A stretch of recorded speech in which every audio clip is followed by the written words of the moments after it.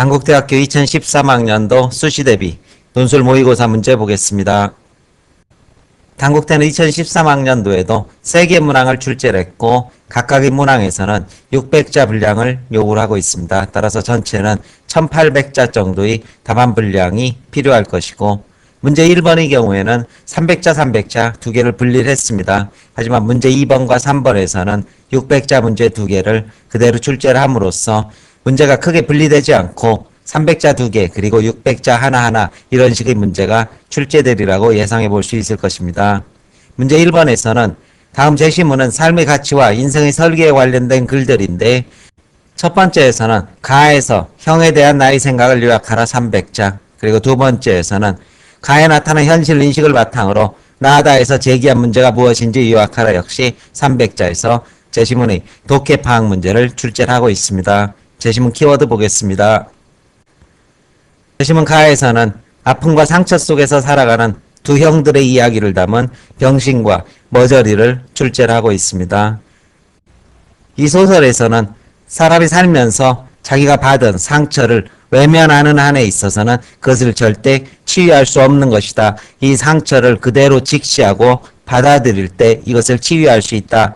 이것이 소설의 중심 메시지가 될 것이고 출제된 부분에서도 그러한 중심 내용이 담겨져 있습니다. 바로 형은 자기를 솔직하게 시인할 용기를 가지고 바로 이 부분이 자신을 솔직하게 시인함으로써 잘못과 상처를 시인함으로써 이것을 비로소 극복해 나갈 수 있는 가능성을 가지게 된다. 이 부분이 답안의 핵심적인 키워드로 서술되어 있어야 할 것입니다. 제시문 나에는 자아를 확인하는 방법으로 나를 발견하기 위해서는 나와 너 그리고 나와 그것의 관계가 정립되어야지 올바른 자아를 발견할 수 있다. 이런 이야기를 하고 있습니다.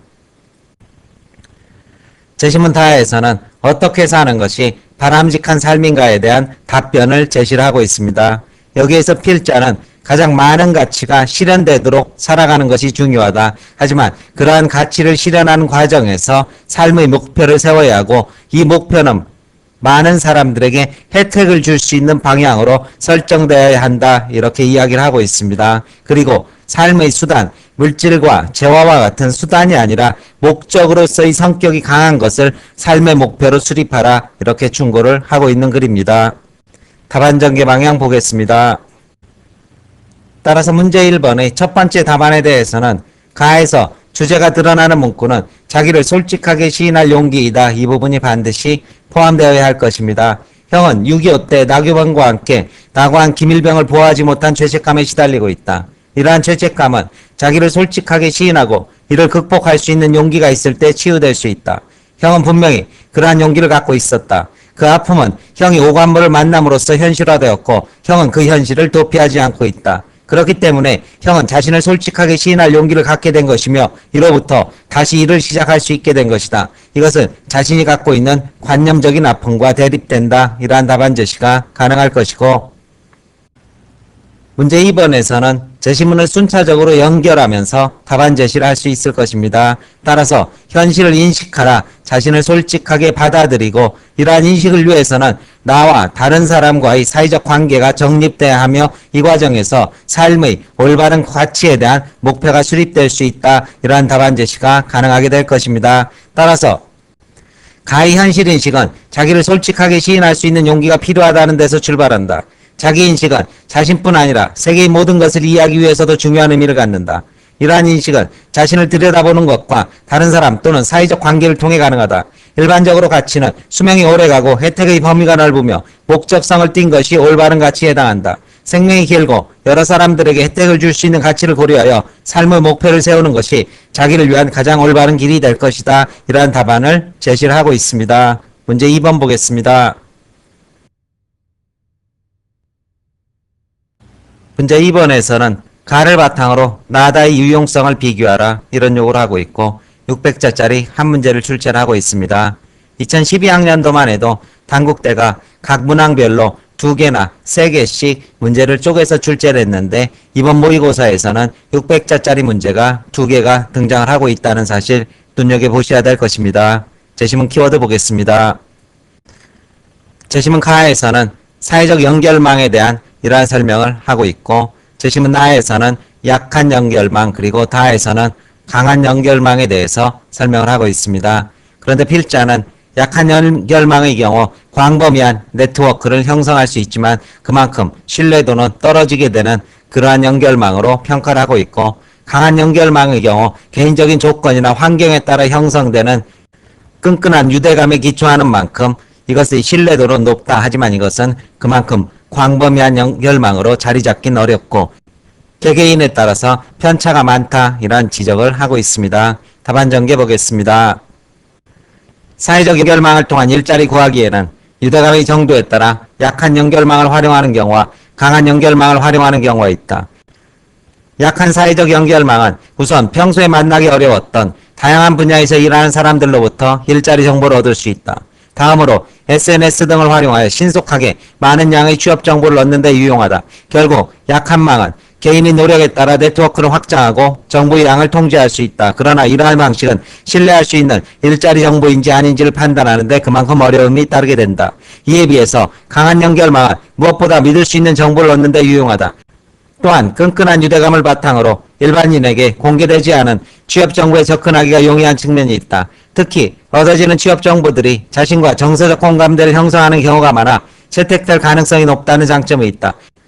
그러나 이 방식은 본인의 의지보다 주위 환경 요인이 크게 작용하는 측면이 있다. 즉 지연, 학연 그리고 자신이 갖고 있는 사회적 여건에 따른 연결망을 모두 총동원하는 것으로 취업이 용이해질 수는 있지만 이것이 없는 사람들에게는 무용지물이다. 이런 뜻입니다. 이러한 두 가지 연결망은 개인이 추구하는 직업의 종류와 주어진 환경 등에 따라 적절히 활용하는 것이 필요하다. 이러한 답안을 제시를 하고 있습니다. 문제 3번 보겠습니다.